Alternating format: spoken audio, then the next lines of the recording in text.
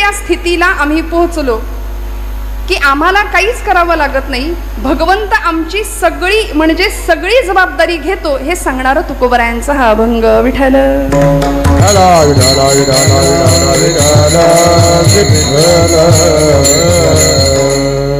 हरीचिया भक्ता नाही भय चिंता. ज्या तुकोबरायांनी हा अभंग आमच्या समोर ठेवलाय ते तुकोबराय. त्यांनी ज्यांचा आदर्श आपल्या समोर ठेवला असे भागवत धर्म मंदिराचा पाया रचणारे ज्ञानराज माऊली ज्ञानोबाराय, तोही मनापासून कोसळतोय आज. विठ्ठल विठ्ठल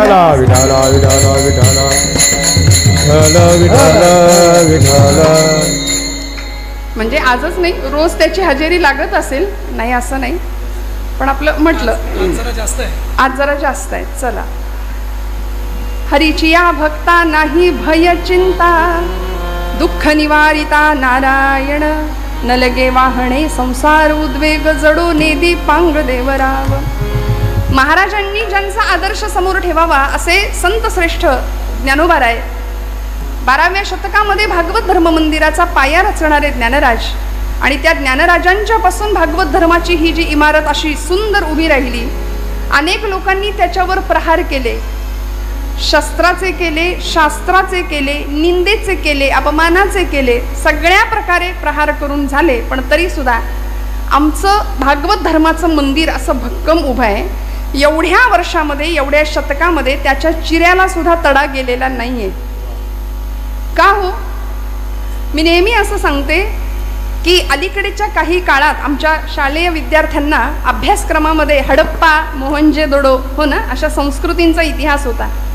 उत्खनन केलं आणि त्या संस्कृती आम्हाला सापडल्या, बरोबर ना? हे मराठी मीडियमला होतं, आता कॉन्व्हेंटला नाहीये.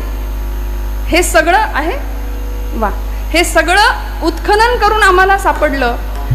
एकाने विचारावं, ताई हडप्पा संस्कृती, मोहेंजोदडो संस्कृती उत्खनात मिळाल्या, हिंदू संस्कृतीचं काय आहे? तुम्ही हिंदू संस्कृती म्हणून गोडवे गाता, पण हिंदू संस्कृती कुठं आहे? मी म्हटलं, हिंदू संस्कृती अशी आहे की ती उत्खनन करून शोधावी लागत नाही, ती तुमच्या माझ्या रक्तात रोमात हाडा मासात भिनलेली आहे. या भूमीचं ज्ञानोबा तुकोबा हे रसायन होऊन बसलंय.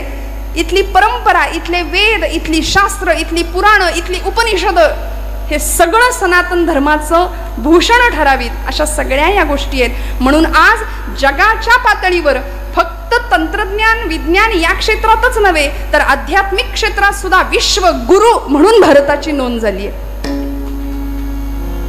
म्हणून मला असं वाटतं की आजचा अभंगाची चाल सुद्धा देश मिश्रित रागात झाली की काय.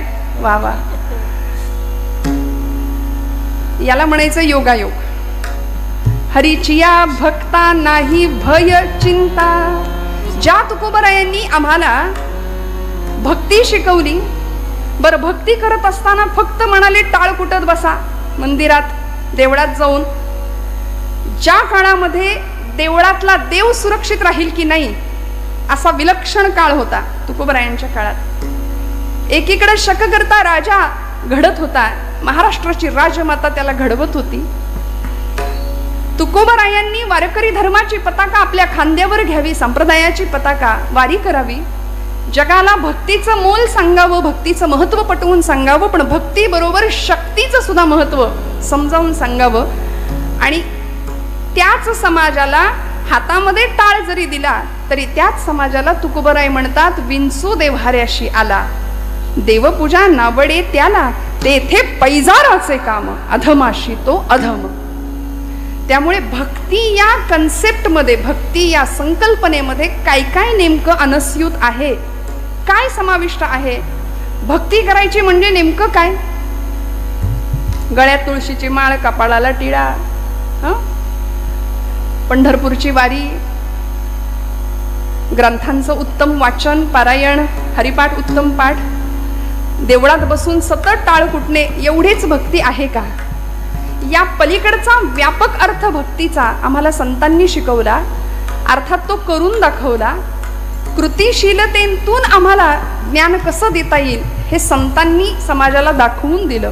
म्हणून तर परोपकाराय सताम विभूतया, जगाच्या कल्याण संतांच्या विभूती देह कष्टविती परोपकारी. त्यांचं येणं या करता होतं ना, रसातळाल्या निघालेल्या समाजाला सन्मार्गावर आणणं हे ध्येय होतं. हे जीवनाचं वास्तविक येण्याचा काही उद्देश नव्हता. माऊली हरिपाठात म्हणते, मागील या जन्मा मुक्त झालो. आम्ही मुक्त झालोय, आम्हाला इथे येण्याची वास्तविक गरज नव्हती, पण तरी आम्ही आलो. तुकोबराय आले, आम्ही वैकुंठीचे वासी, आम्ही इथले नाही, पण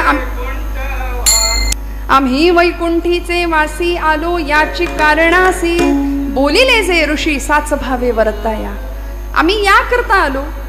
वास्तविक आम्हाला जो आनंद मिळाला तो तुम्हाला द्यायला आम्ही आलो.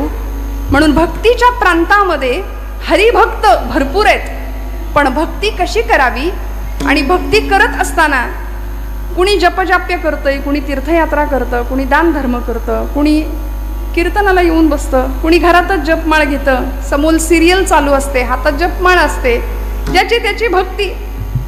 परवा एक आजीबाई म्हणली, लाव ग आई कुठे काय करते, हातामध्ये जपमाळ. ती संजना आली की रामकृष्ण हरी रामकृष्ण हरी रामकृष्ण हरी. अरुंधती आली की रामकृष्ण हरी रामकृष्ण हरी राम. असा जप चालतो. अशी भक्ती ज्याच्या त्याच्या सोयीनुसार आहे. माझं कुणाला काही म्हणणं नाही. गणपती आता येतील काही दिवसांवर, गणपती मंडळाची स्थापना होते. गणपती कुठेतरी कोपऱ्यात असतो, पण दिखावा जो काही असतो, देखावा फार तर मागे पत्त्यांचा डाव रंगेल. भक्ती जो तो ज्याच्या त्याच्या पद्धतीने करतो. पण प्रश्न असा आहे की भक्तीमध्ये नेमकं काय असलं पाहिजे, किंवा ती भक्ती करत असताना आपल्याला आवडते ती भक्ती करायची आहे की भगवंताच्या आवडी करता भक्ती करायची आहे. एखाद्या मंडळाला जर गणपतीनं दृष्टांतच दिला असेल की बाबा रे, मला आपलं ते अथर्व शीर्ष नको, गणपती स्तोत्र नको, देवाची धर्माची गाणी नको, मला आपलं ते सारखं बाई वाड्यावर या ऐकवा, असा जर एखाद्या मंडळाला जर दृष्टांत दिलाच असेल तर काय सांगावं, आपण कुठे काय बोलणार. मला माझ्या मिरवणुकीला डीजे शिवाय माझी मिरवणूक करायची नाही असं जर बाप्पांनी सांगितलं असेल, पण मला सांगा, हा सगळा थिल्लरपणा भक्तीमध्ये आला. परिणामी भक्तीची व्यापक व्याख्या आम्ही विसरलो. संतांनी आम्हाला हरिभक्त होता यावं इथपर्यंत तयार केलं. भक्तीची परिसीमा काय असावी हे समजावून सांगितलं.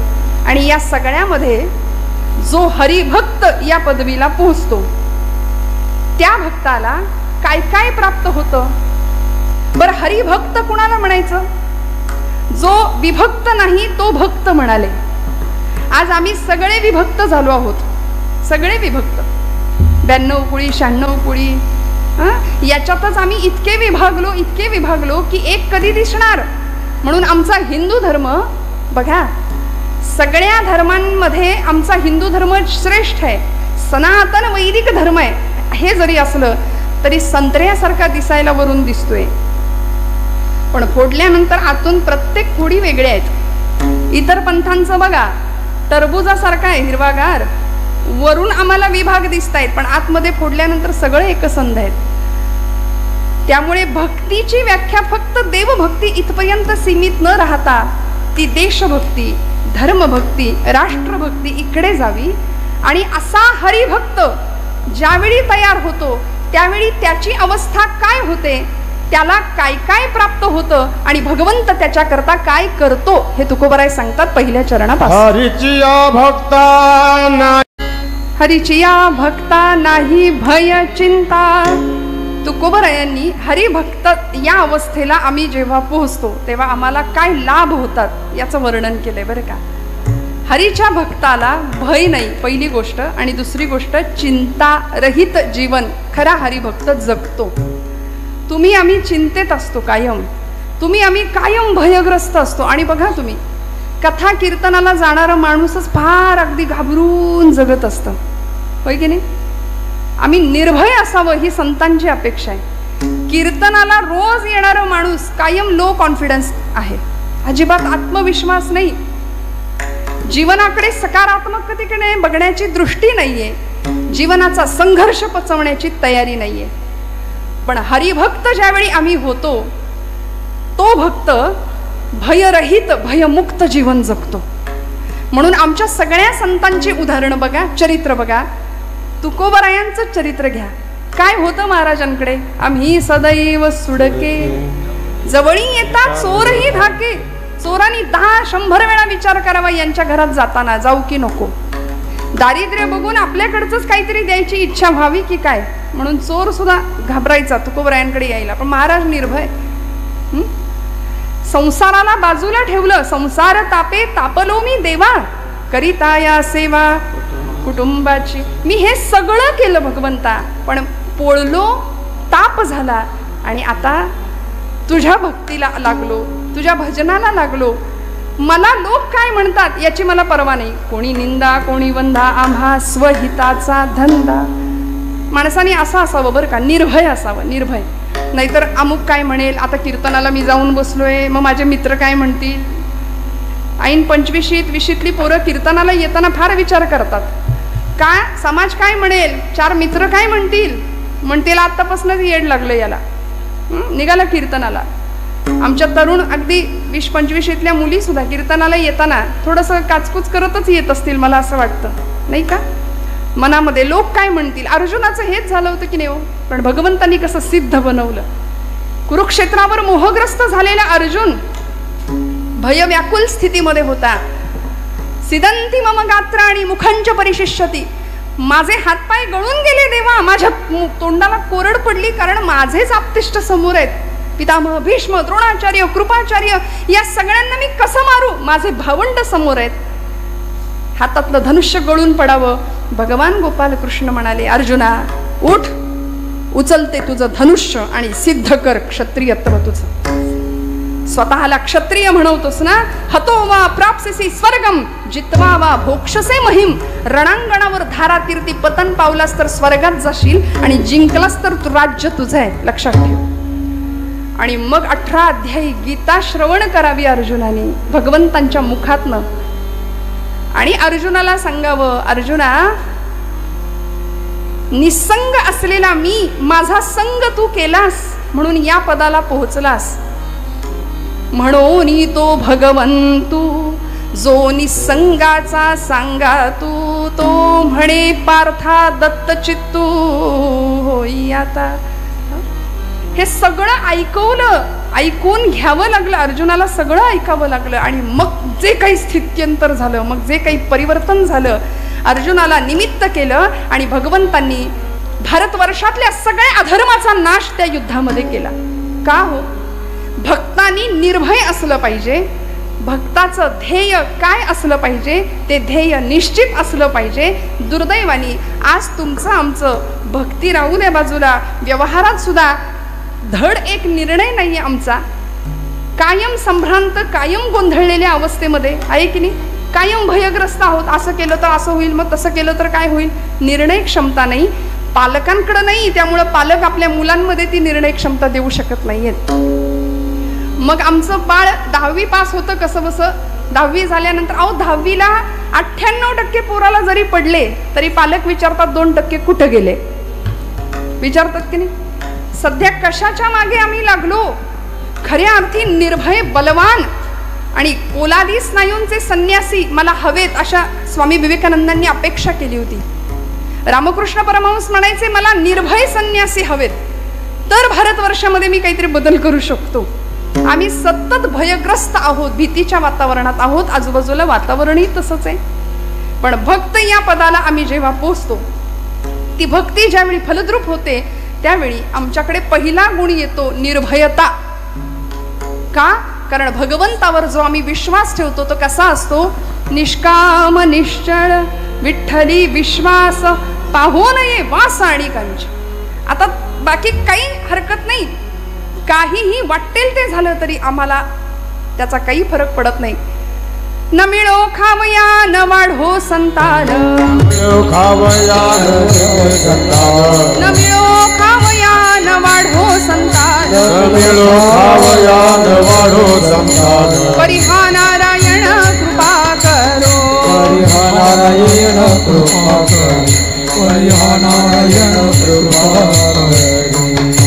तुटो हे शरीर फुटो हे मस्तक, नामाचा गजर सोडू नये. नामदेव महाराज म्हणले, देह जावो अथवा राहो, पांडुरंगी दृढ भाव. काय भक्तीची परिसीमा असेल.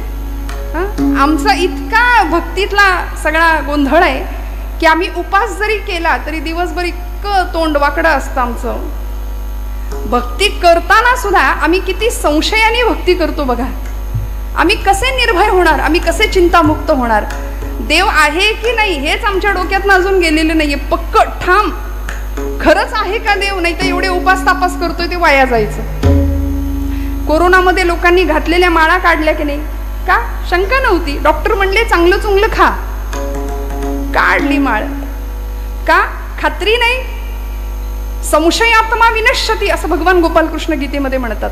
मग आपण भक्त आहोत ना, मग आपण विभागलेले, विभक्त असता कामा नये. पक्का ठाम विश्वास पाहिजे. हरिभक्त या पदाला पोहोचायचं असेल. आमची भक्ती संशयाने ग्रासलेली आहे. एकाने मला विचारलं, आता श्रावण आलंय, रोज बेलाची पानं भगवंताला व्हावी म्हणतो, सुरुवात केली खरी पण शंकर पावला नाही तर. हे पुढचंच अजून सुरुवात पण नाही. आरंभ शूरहा असं म्हणतात आपल्याकडे त्याला. सुरुवात करायची, सुरुवात करतानाच आम्ही नकार इतका जीवनामध्ये भरवलाय. पावला नाही तर काय करायचं म्हटलं, जर तर राहू दे. नाही म्हणले मग देव बदलू का, हे आणि त्याच्यावर. आमची उपासना भगवंताला बदलण्याकरता नाही मंडळी, स्वतःला बदलण्याकरता. अंतर्बाह्य तुमच्या माझ्या जीवनामध्ये परिवर्तन व्हावं याकरता भक्ती आहे. म्हणून म्हणतात दुर्दैव जावं याकरता भक्ती नाही करायची, दुर्दैवाचे घाले सहन करण्याची शक्ती मिळावी याकरता भक्ती आहे. विठ्ठल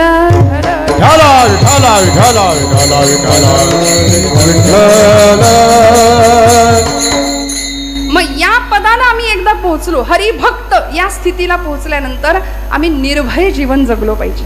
निर्भयता आमच्याकडे आली पाहिजे. सध्या शास्त्रकारांनी वैराग्य शतक नावाचा एक ग्रंथ भर्तृहरींचा प्रसिद्ध आहे. त्याच्यामध्ये त्यांनी 9 प्रकारचे भय माणसाला जडतात जीवाला, त्याचं वर्णन केलंय. भोगे रोग भयम, कुलेच्युती भयम, वित्ते नृपालाद भयम, माने दैन्य भयम, गुणे खल भयम, रूपे जरायाद भयम, शास्त्रे वादी भयम, बले रिपु भयम, काये कृतांताद भयम, सर्वे वस्तु भयान्वितं भुवि नृणां वैराग्यमेवा भयम. काय सांगितलं? भोगे रोग भयम. 9 प्रकारची भय आहेत. माणूस कायम भयामध्ये घाबरलेला आहे. भोगी माणसाला, ज्याला सतत भोग हवे असतात, सुखाचे यशाचे अनेक प्रकारचे भोग मनुष्य इथे आल्यानंतर भोगतो. भोगी माणसाला रोगाची भीती आहे. शास्त्रकार म्हणाले भोगे रोग भयम, कुले च्युती भयम. कुलवान शीलवान जो माणूस असतो ना, कुळाचा ज्याला अहंकार असतो, तो च्युत होण्याची भीती असते, त्याला पदच्युत होण्याची भीती असते. आपण जरा काही वेडवाकडं वागलो तर लोक काय म्हणतील, लोक काय म्हणतील याचाच विचारात तो कायम असतो. भोगे रोग भयम, कुलेच्युती भयम, वित्ते नृपालाद भयम. वित्त म्हणजे पैसा. म्हणाले कशाची भीती असते हो? ज्याच्याकडे भरपूर पैसा आहे त्याला राजाची भीती. हे पूर्वीच्या काळचं, पण आता सोपं सांगू का, इन्कम टॅक्स वाल्यांची फार भीती असते.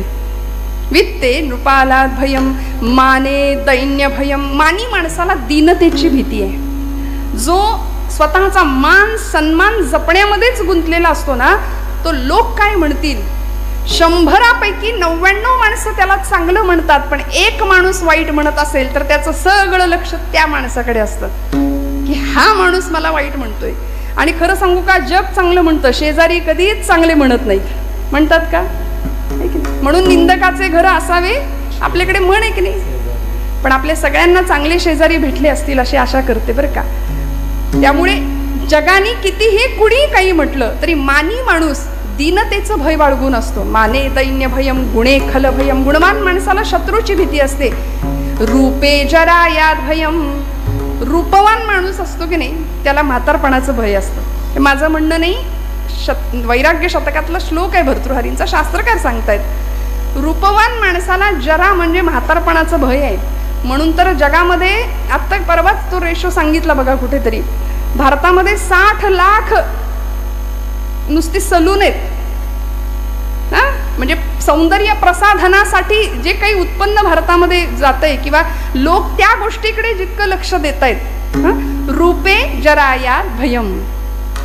रूपवान माणसाला म्हातारपणाचं भय आहे, पण हे अंतिम एक नाही सत्य.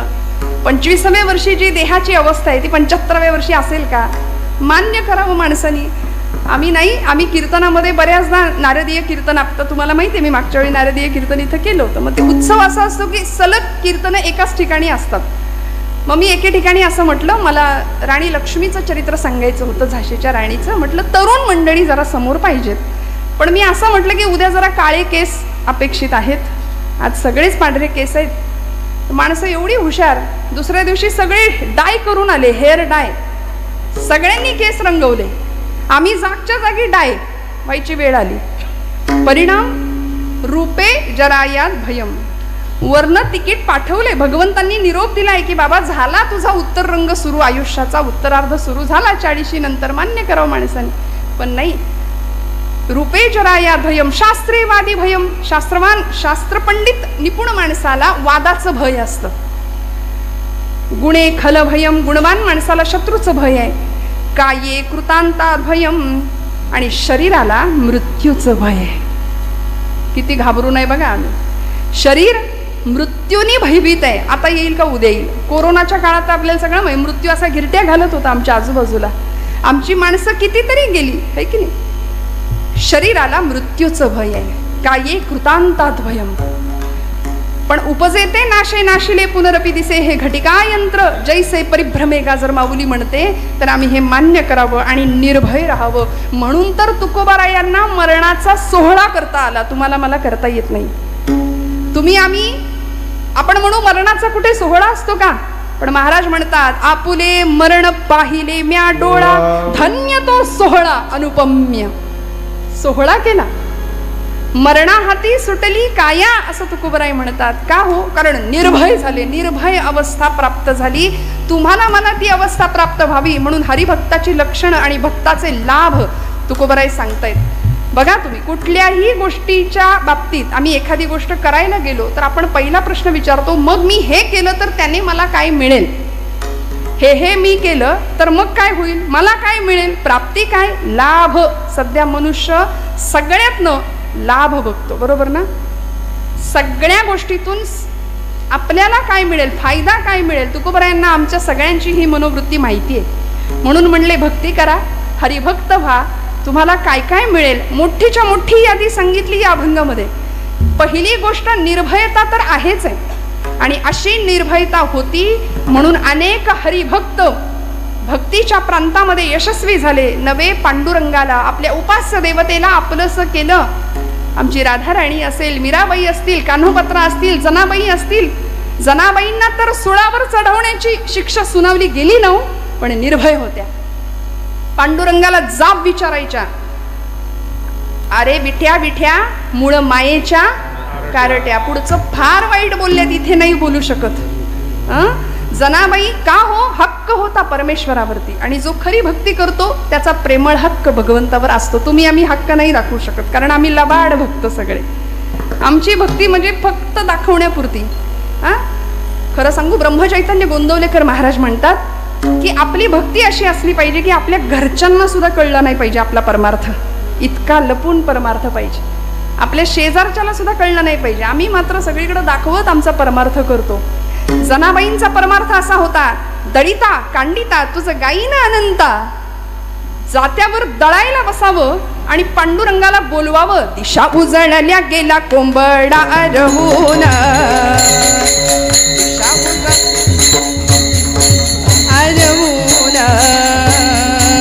सूर्याचं किरण येती डोंगरा मागून.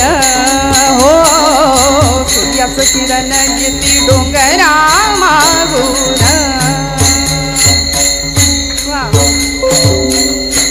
जनाई बैसली जात्यावरी दळायाला, पांडुरंग सखा येई तिच्या गमदतीला. घरच्या पिठाची घालू भाकर पती देवा, ही गोडी अमृताची पांडुरंगा वाटे हेवा. भगवंतांनी धावत यावं, जनाबाईंनी सांगावं, पांडुरंगा सख्या ये रे. हाक मारावी आणि भगवंतांनी धावत यावं. जने जने आलो ग, जनी मांडते दळाणा, नाम ओठी घोळते भारी जड. भगवंतांनी धावत यावं, कारण जनाबाई म्हणायची अरे अरे विट्या मूळ मायेच्या कारट्या. नामदेव भांडण करायचे. भक्त कैवारी या होशी नारायणा, भक्त कैवारी या होशी नारायणा,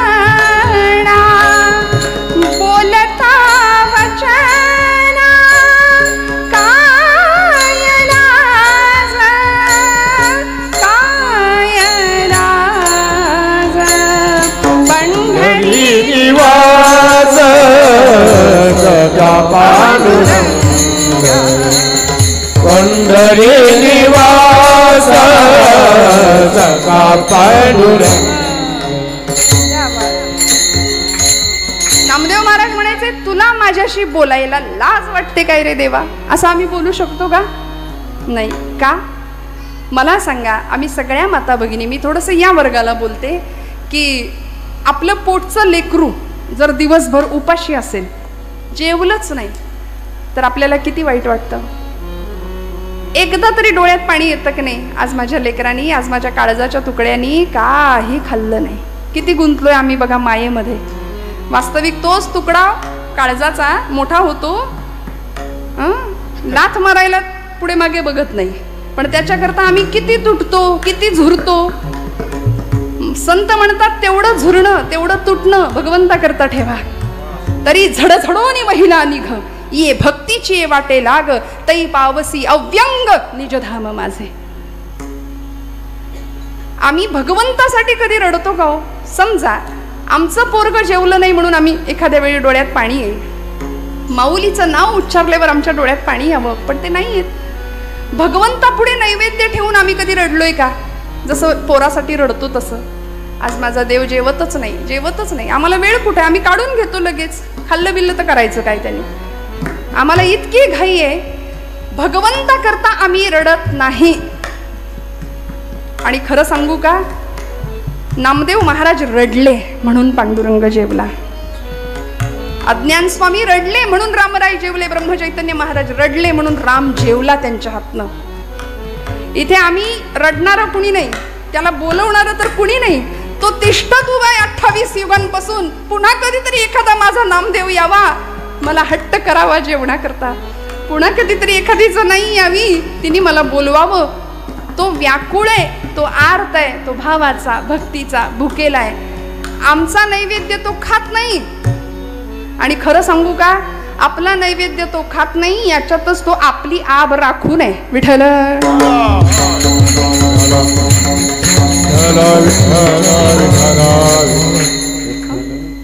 आहे की नाही? भगवंत आपला नैवेद्य खात नाही हे बरं आहे एका अर्थी. त्यांनी जर खायला सुरुवात केली तर अनंत हस्ते कमलावराने, देता किती घेशील दो कराने, नेईल जेव्हा ते तू क्या करानी, किती रक्षसी मग दो कराने. इतकं दिलंय त्यांनी, आणि ते सगळं जर काढून घ्यायला लागला तर मग काही आपलं खरं नाही. जनाबाईंनी आर्ततेने भगवंताला बोलवावं आणि भगवंतांनी सांगावं, मीही होतो एकला, करमेना मुळी मला. जने जने मलाही नाही करमत ग, आरसा मला गे दिधला, तुझे या तेठेन. पांडुरंगा सख्या आलास करे, हात तुझा लागला रे, जात झालं हलक हलक, दारी आल अमृत पिक, तुझी याद ठेन. पांडुरंगाने सांगावं, जने काय सांगू, मीही होतो एकला, करमेना मुळी मला. आणि असा संवाद भगवंताचा जनाईचा चालावा. आपल्या सगळ्यांना कथा माहितीये, मी काही वेगळं सांगत नाहीये. एखादी कथा जर सांगायला लागली ना, लोक म्हणतात ऐकलंय, माहितीये, परत काय. हे स्वतःला सॉफिस्टिकेटेड समजणारी माणसं बरं का, कीर्तनातली. श्रद्धा नाही, भाव नाही, व्यवहारातलं मोठेपण इथं सुद्धा जपणारी काही मंडळी असतात, पण आपल्यापैकी तसं नाहीये कोणी, याची मला जाणीव आहे. त्यावेळी प्रत्येक वेळी आमचा भाव जागृत होतो. आम्ही तिथं पोहोचतो. जनाबाईंचा भाव काय असेल एका क्षणापुरतं का होईना आम्हाला जाणवतं. आणि ज्यावेळी पांडुरंगाने दळायला सुरुवात करावी, भगवंताला सांगावं जनाईनी, पांडुरंगा तुला सवय नाही बाबा, कंबर बिंबर दुखेल. आडवे झाले भगवंत, गळ्यातला रत्नहार काढून टाकला. थंडी होती म्हणून जनाबाईनं आपलं कांबळं टाकावं. इकडे पहाड झाली, भूपाळीचे स्वर कानावर पडले. सगळे पुजारी म्हणतायत भूपाळी आणि लक्ष हाराकडं. विषयात बडबडलेली माणसं याहून दुसरं काय करणार. सगळी बडबड गडबड सुरू झाली. सगळे विकारग्रस्त आम्ही माणसं, आम्ही सगळं याकडेच लक्ष देतो. बघा तुम्ही, ताबडतोब जनाईवर आळ घेतला गेला, तिला पकडलं गेलं. आपली कथा पुढची सगळी माहिती आहे तुम्हाला. जनाबाईंना सुळावर द्यायचं ठरलं आणि सुळावर जाताना जनाबाईंनी पांडुरंगाला जाब विचारावा, भगवंता दळिता कांडिता तुझं गायीन अनंता म्हणून प्रत्येक काम करताना तुला आठवलं, तुझं स्मरण केलं. कुठल्याही कामामध्ये प्रत्येक श्वासाला मी तुझं नाम घेतलं. पांडुरंगा हा दोष मला लागावा अशी जर तुझी इच्छा असेल तर ठीक, तुला हवं तसं होईल. पण मी निर्दोष आहे हे जगाला जर कळायचं असेल ना तर भगवंता तुला यावं लागेल. म्हणून सुळावर देताना जनाबाई म्हणतात, पाटील अहो पांडुरंगाच्या देवळात निघाले तरी पायरीला नमस्कार करून जाते. आज तर आयुष्य संपवायला निघाली, या सुळाला नमस्कार तर करते. म्हणून सुळाला हात लावला आणि सळ सूळ सगळा वितळायला लागला. लोखंडाचं पाणी झालं. आता जर हे असं नवीन पिढीला सांगितलं तर फार पुढारलेली, फार शिक्षण घेतलेली मंडळी म्हणतात हे काही पटत नाही. बुद्धीला पटत नाही, पण बुद्धीपेक्षा भावनेनी इथे विचार करायचा असतो. बरं त्यांना पटावं तर त्यांनाही सांगावं लागेल, नाहीतर ते इकडे येणारच नाहीत. आपलं फार आहे बघा तुम्ही, आपल्या संप्रदायामध्ये असू दे, हिंदू धर्मामध्ये असू दे, आमची नवीन पिढी भरकटलेली आहे, वेगळ्या मार्गावर जातीये. का? कारण आम्ही त्यांना आपलंसं करून घेत नाही. तुला नाही कळायचं ते जाऊ दे, तुझं तू बघ. आपण त्याला बोलून मोकळे होतो. पण ते म्हणतात हे तुमचं मॅजिक आम्हाला पटत नाही, आमचं लॉजिक काय आहे, लोखंडाचं असं पाणी होऊ शकत नाही. अहो पण पंचभौतिक असलेला देह आहे, भूजल तेज समीर ख अशा 5 महाभूतांपासून बनलेला देह, त्यातलं अग्नितत्व भगवंत जागृत करतात आणि अग्नीचा स्पर्श झाल्यानंतर लोखंडाचं पाणी जसं होतं तसं अग्नीची सत्ता तिच्या हाताच्या स्पर्शाला दिली, लोखंडाचं पाणी झालं. सर्व सत्ता आली हातात, नाम याचा खेचर दाता. भगवंत सत्ताधीश आहे, तो तुम्हाला मला सगळं द्यायला बसलाय. त्यामुळे आम्ही निर्भय व्हावं आणि मोकळ्या मनाने, मोकळ्या अंतःकरणाने भगवंताची भक्ती करावी. नाही भय चिंता, चिंतारहित जीवन तुमचं आमचं असावं. का? कारण दुःख निवारिता नारायण तुझं मोकलील असावं. सकल जीवांचं करीतो सांभाळ, तुझं मोकलील ऐसे नाही.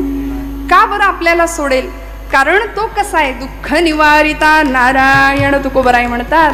आणि मग हे सगळं कळायचं असेल तर आम्ही काय केलं पाहिजे? अभंगाचं 2रं चरण.